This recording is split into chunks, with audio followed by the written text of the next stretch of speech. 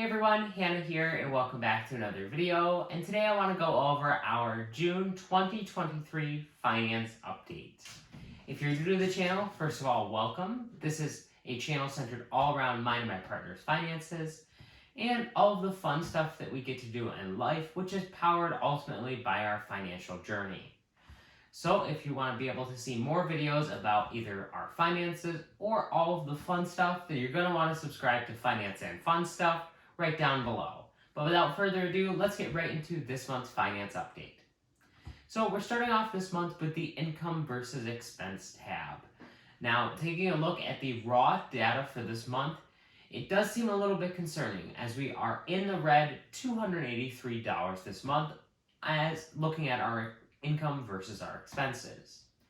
However, when you look at the grand picture of why exactly that number is where it is, it's not nearly as concerning as it seems on the outset. So digging deeper into this, we can see that we have an $1,100 car insurance charge that came out this month, and that car insurance charge comes out every 6 months. So since we are good budgeters and we budget for our car insurance every single month, we only budget 1/6 of this every single month, and that's a more accurate representation of what is actually coming out of our budget.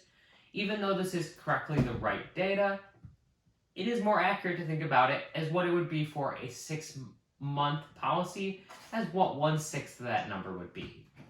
So when you take 1/6 of our car insurance and put that in place of the $1,100 car insurance policy for 6 months, it leaves us at a positive $647. Now, this is much more representative of our actual income versus expenses. And what's great about this is we actually set a goal last month for our income versus expense ratio to be up by $600. And I'm happy to say that we were able to hit that with the $647 mark. So I feel really, really good about that. Next, we have our net worth section, which is always an exciting one to talk about. So our net worth is currently sitting at negative $5,366.60.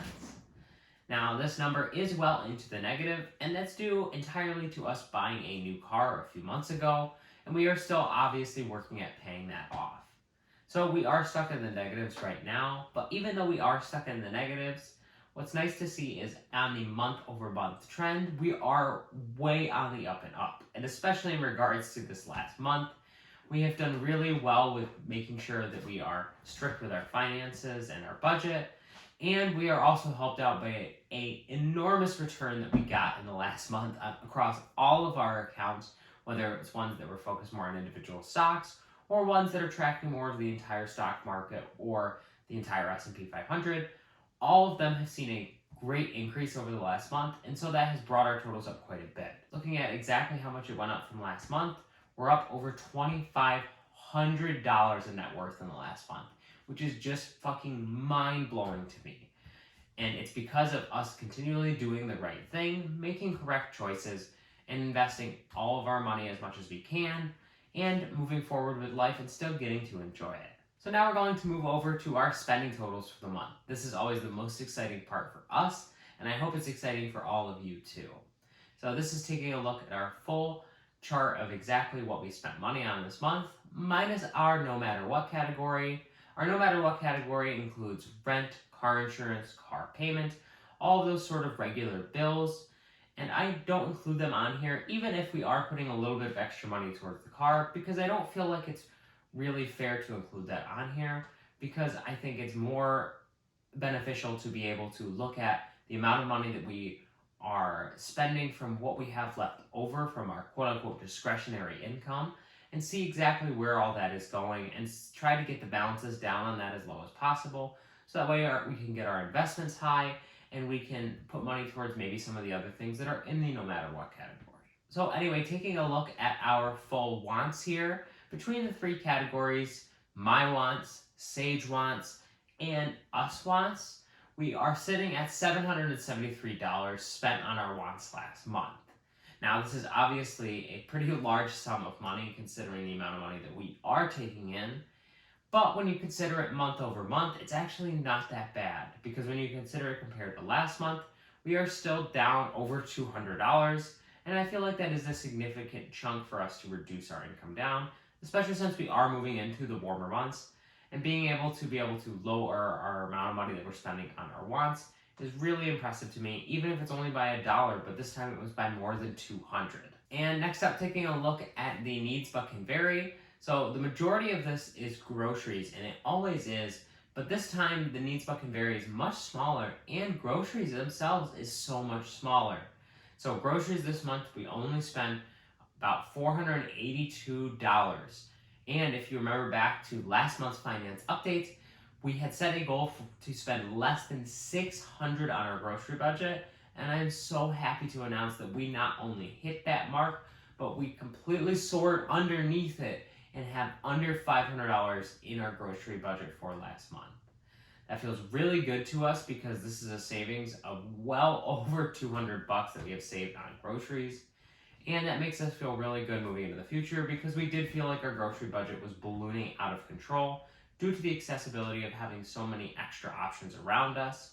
And I'm very happy that we are starting to lower this amount. And the last thing of real importance here on this list, we have our investing sitting at $125.